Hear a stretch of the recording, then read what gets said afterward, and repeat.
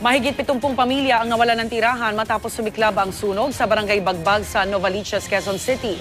Narito ang report ni Haji Rieta. Natupok ang hindi bababa sa 50 bahay sa barangay Bagbag, Novaliches, Quezon City kagabi. Sumiklab ang sunog pasado alas 7, nagalit tinaas sa ika-4 na alarma. Ayon sa Bureau of Fire Protection ng Quezon City, nagsimula ang sunog sa ikalawang palapag ng bahay sa Manggahan Street. Nagsimula po sa second floor. Ang origin po sa may kalan nila, ginagamit nila panggatong ay ang ginagamit nilang pangluto ay panggatong at saka uling. Bukod sa dikit-dikit, gawa sa kahoy ang karamihan sa mga bahay na nasunog kaya mabilis itong kumalat.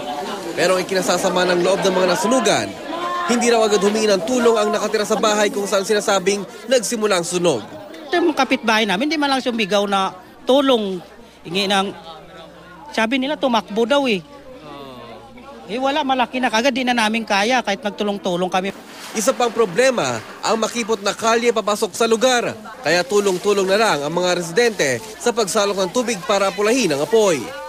Nasa 75 pamilyang apektado ng sunog at di bababa sa mahigit 700,000 piso ang halaga ng mga ari-ariang natupok sa insidente.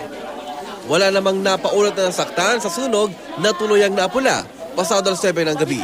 Lagi naming pinapaalala sa Bureau of Fire Protection na kung nagluluto sila, dapat hindi nila iwanan ito, atendehan nila para sa ganon kung sakali man na may mga ganito ay pwede nilang maapula kagad. Ito ang unang balita sa Quezon City, Haji Rieta reporting.